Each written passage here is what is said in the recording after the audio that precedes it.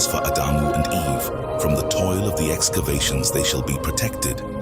Let them reside in the best part of the Eden to showcase the other Anunnaki there in our handiwork on display.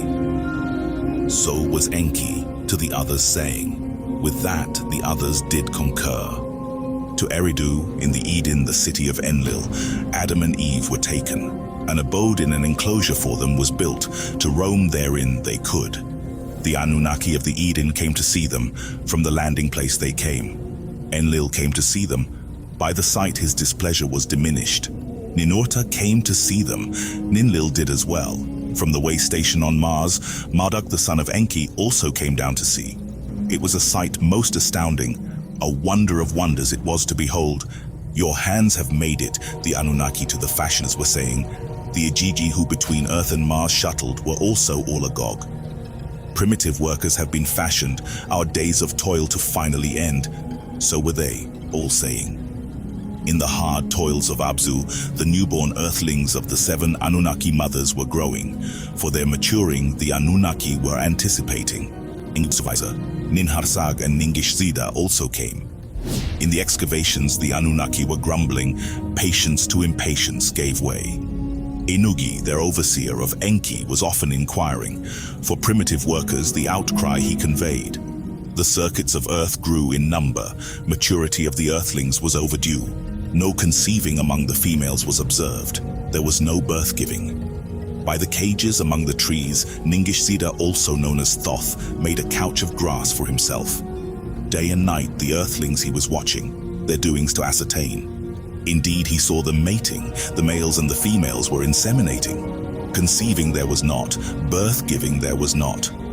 Enki, the matter deeply pondered, the creatures once combined he contemplated. None, not one of them, had offspring begotten. By 2 kinds combined a curse has been created, Enki to the others said. Let us examine the genetics of Adam and Eve, said Ningish-Zida. Their DNAs bit by bit to be studied. What is wrong was to ascertain. In Shurubak, in the House of Healing, the essences, which are the genetics of Adam and Eve, were contemplated.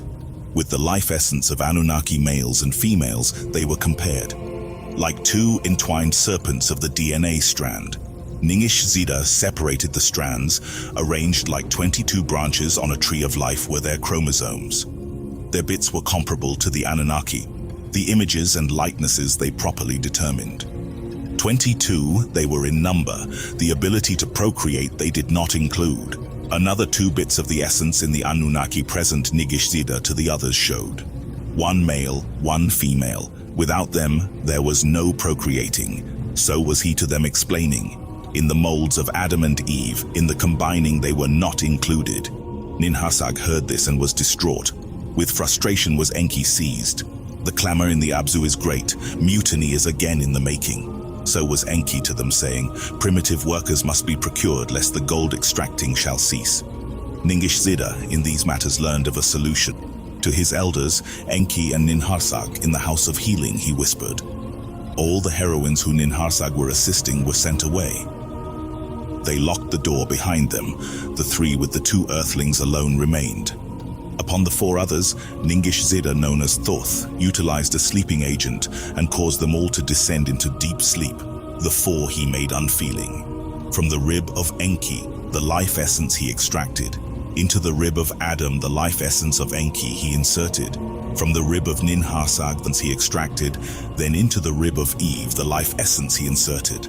Where the incisions were made, the flesh thereon he closed up. Then the 4 of them by Ningish-Zida were awakened. It is done, he proudly declared. To their tree of life 2 branches have been added. The genetic components of the Anunnaki intelligence have been added, requested by Lord Enki, with procreating power. Their life essences are now entwined. Let them freely roam, as one flesh let thorn knots each other, Ninhursag was saying. In the Eden's gardens, all of them, including Enlil, agreed to have Adamu and Tiamat, also known as Adam and Eve, freely roam and reside in Eden for display and observation. At this location, Enlil entrusted his brother Enki with the task of issuing a decree among the Anunnaki. The directive was clear. The newly created beings were never to discover the truth about their engineered origin. To the primitive workers, these beings would be revered as their Lord and God until their last breath. Enki and Enlil solemnly agreed to this oath while walking with Adam and Eve in the gardens. Adam was assigned strenuous tasks within the confines of Eden, with guards stationed at the western and eastern boundaries of the garden. Enlil decreed that neither gods nor earthlings were permitted to enter or leave without authorization from Enki or himself, punishable by immediate execution on sight. Enlil desired close surveillance of the new beings. Their physical similarities were of no concern to Enlil. Rather, it was the essence within them that troubled him, a potential rival to his own and a disrespectful act to his ancestors. In contrast, Enki held a different perspective on the Earthlings, recognizing great potential in these beings born from other Anunnaki heroines, including his sister Ninhursag. Known as the wisest of princes, Enki's open-mindedness stemmed from his study of the cosmic arts of the Tier, 3 ascended masters in the 6th densities. As a non-heir to the throne due to his concubine mother, Enki had the freedom to explore activities that led him to other worlds, acquiring knowledge and wisdom of the universe's secrets.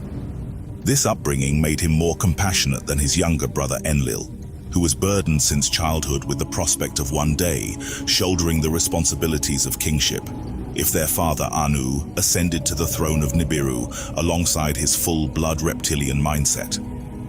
Enlil observed that some of the early Earthlings had no grace and had rebellious edges. He asked his brother to modify a genetic code to enhance worship to them as their divine superiors and creators. Secretly in his laboratory, Enki's compassion and wisdom stirred him to gift humanity the power to turn on or off this worship gene at their own volition, following the supplementary worship element. Enki pondered in his abode. Engineer and master, yes he was, but creator he was not. The true creator, Enki believed, was the one who planted these beings on this planet. Still primitive, the being was not civilized in full intelligence.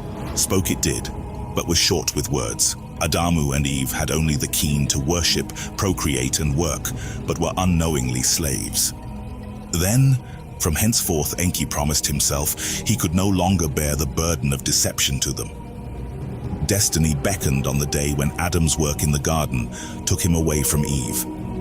Alone, Enki's eyes met Eve's near the House of Life. In tones of love and compassion, he divulged the forbidden truths, revealing that they were cosmic kin, not creations of the Anunnaki, but living beings. He disclosed that they possessed immortal souls and had special genes in their blood, granting them greater power than their creators once activated. This revelation, Eve's worship gene component was deactivated, exposing the Anunnaki's masquerade to Eve and the knowledge of good and evil. Upon Adam's return, Eve shared the forbidden knowledge, causing them both to have a cognitive dissonance and fear. Fleeing, they concealed their nakedness beneath veils of leaves, evading the vigilant gaze of angelic guards. News reached Enlil.